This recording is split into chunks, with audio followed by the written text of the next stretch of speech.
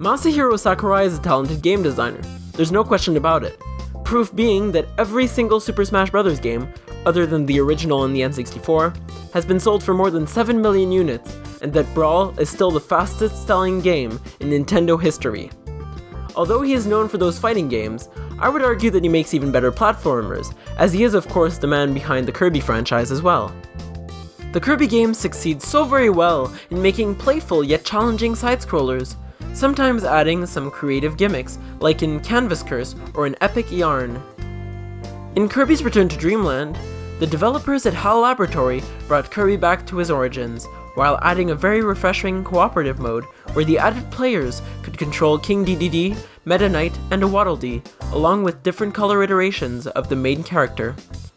To me, this game is truly one of the best of its kind, and was the last good game on the Wii.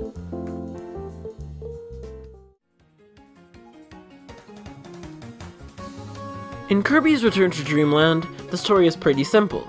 In this game, Kirby offers to help a cute alien by the name of Magolor to build back his spaceship, the Lore Starcutter. In exchange, Magolor offers to bring Kirby and his friends to Halkandra, his home planet, on a sort of vacation. What's interesting is that Kirby's friends in this game are actually his past enemies, which honestly is one of the best ways to insert multiplayer co-op in a 2D game that I've ever seen. Unfortunately, I can't talk about the story anymore, because there is a major plot twist and I don't want to spoil it for you. But if you're a little bit smart, you probably figured it out by yourself.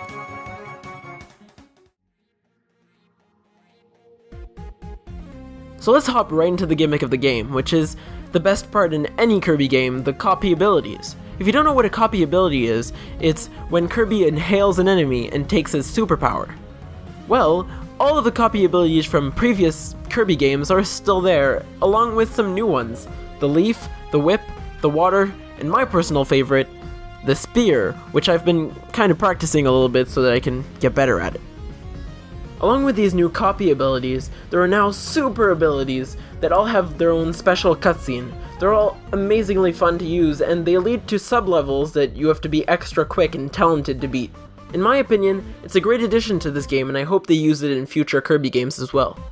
If you're planning on 100%ing this game, which is a big part of the challenge, you're going to want to master both copy and special abilities to find the energy spheres scattered in each level. There are around 3 to 5 in each stage, and they're honestly a lot of fun to look for.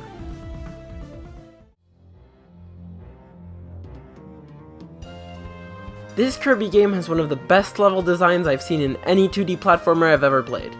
It encourages you to choose your abilities wisely, and basically forces you to pay attention to every single detail in every level, because you could miss stuff like entrances to sub-levels and energy spheres.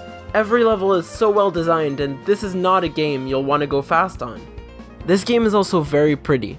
The look fits the Kirby theme perfectly, as it's super cute and playful, and I'd even venture to say that the backgrounds of each level are almost works of art. I'm also a big fan of the soundtrack to this game. It's full of catchy tunes, and I'd really recommend listening to it after this video. The Lore Starcutter also offers more than just normal levels. You can, for example, compete in challenges where you'll use one of the different abilities to get to the end of a mini-level within a time limit. This is great to train yourself for the levels to come, as there is a certain difficulty curve in Dreamland. There is also a set of 2 multiplayer mini-games, called Ninja Dojo and Scope Shot. They both have their own art style, and they're both pretty addictive, even though unfortunately they're too short. To me, their addition makes for a very complete game. For all the reasons I stated, I respect this game very much, and I assure you that it will give any player a sense of joy. Even replaying it, I realized some new things about it, and that, to me, is what makes a game worthy of anybody's time.